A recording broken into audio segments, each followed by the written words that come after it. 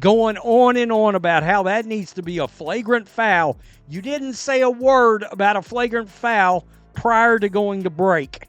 By the them at the best that we could. Obviously, first game, we got to look back at the film and do things better. I think we definitely had good spurts where we could see that we could definitely get back and definitely rebound and definitely play in transition. So As a basketball fan, you've seen great performances before. But what Caitlin Clark did against the Chicago Sky might be the single most complete game of her career, and there's more to the story than just the stats. Before we move on, I'd like to ask you a small favor.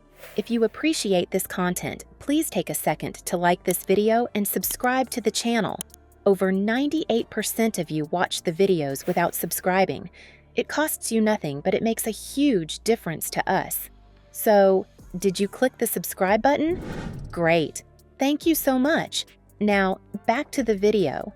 Imagine stepping onto the court with every eye on you, carrying the weight of endless comparisons to Angel Reese.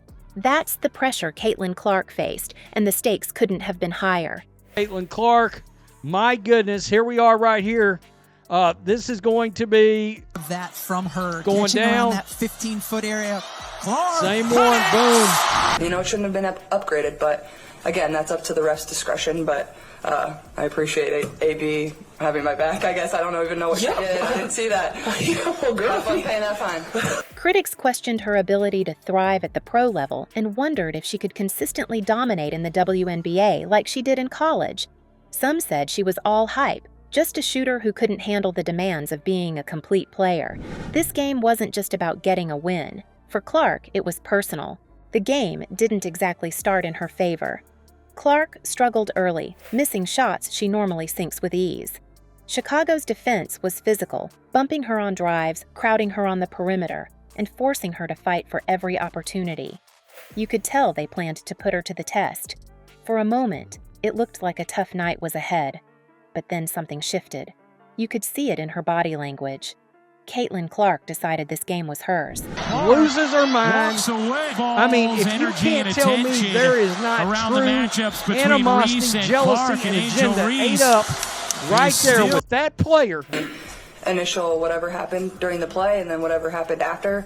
You know, we watch a lot of basketball. It's a take foul to put them at the free throw line or rather give up 2 points. Her takeover started with a no-look assist that sliced right through 2 defenders, leading to an easy layup for a teammate. A few possessions later, she pulled up from well beyond the arc and hit a deep, confident three-pointer that brought the crowd to life. You could feel the energy change in the arena. After that, it was vintage Clark. She controlled the pace, finding open shooters with pinpoint passes, crashing the boards to grab rebounds, and running the offense like a seasoned veteran. On defense, she wasn't backing down either. She blocked multiple shots at the rim and poked away steals that turned into fast breaks. By the final buzzer, her stat line said it all. 20 points on an efficient 6-13 shooting, 10 rebounds, and 10 assists. Oh, and let's not forget her 4 blocks. This wasn't just a triple-double. It was a statement game. She showed she's not just a scorer or a passer, but a complete player who can impact every part of the game. Every critic who doubted her had to sit with that. The Angel Reese comparisons? Silenced, at least for now. But Clark didn't do it alone. Right behind her, another star stepped in to take away Chicago's hope, and you need to hear what Aliyah Boston did next. How do you stop a team as strong as the Chicago Sky from building any offensive rhythm? You park Aliyah Boston in the paint and let her go to work. 17,274 fans, and it was fully sold out. It was packed. This game was not close, folks. 93-58. You know, I've watched a lot of basketball in my life. That's exactly what it was. I wasn't trying to do anything malicious. That's not the type of player I am. So, yes, it wasn't anything like that. And I went for the ball, and that's clear as day in the replay. You watch it. From start to finish, Boston was the anchor the Fever needed on defense, reading plays like a veteran and shutting down the rim whenever Chicago dared to attack it. Everything the Sky tried in the paint felt like it slammed into a literal wall, and that wall was Aliyah Boston.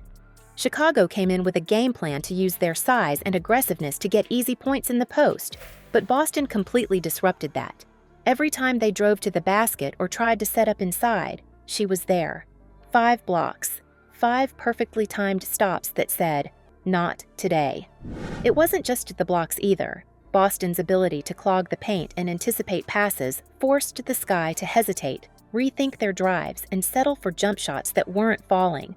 And when they tried to adjust their attack, looking for different ways to break through the Fever's defense, Boston stayed one step ahead, dismantling their rhythm possession by possession. One standout moment? In the second quarter, Chicago set up a perfect pick and roll, aiming to catch Boston out of position. It didn't work. Boston read the play before it even fully developed, rotated just in time, and sent the layup attempt flying into the stands. Than jealousy, what is Reese's motivation for animosity towards Clark? I said she's jealous AF. Yeah, I mean, look, nobody's going to get anything easy against us. We're going to be a tough defensive team. Plays like that crushed Chicago's confidence. You could see it. They were frustrated and out of sync. On another possession, she hustled back in transition to swat away what looked like a guaranteed fast break layup. Her timing, footwork, and positioning made the paint a no-go zone. Boston's dominance fueled the Fever's overall defensive effort. Natasha Howard contributed with her versatility, switching onto multiple positions, while Lexi Hull brought pure hustle, diving for loose balls and grabbing steals. In total, Indiana racked up 13 steals, constantly pressuring the Sky into turning the ball over. But Boston didn't just let her defense do the talking. She showed her leadership when things got tense. During a heated moment involving Angel Reese and Caitlin Clark, Boston stepped in, defending her teammate and showing that the Fever have each other's backs. In the end, Boston's performance wasn't just about the numbers or flashy plays. It was about leadership, trust, and setting the tone for the whole team. The Fever weren't just stronger in this game. She sees the attendance, the ratings, gate revenue. It's not close. She's a media-created rival. ESPN played right into it with that flagrant foul BS.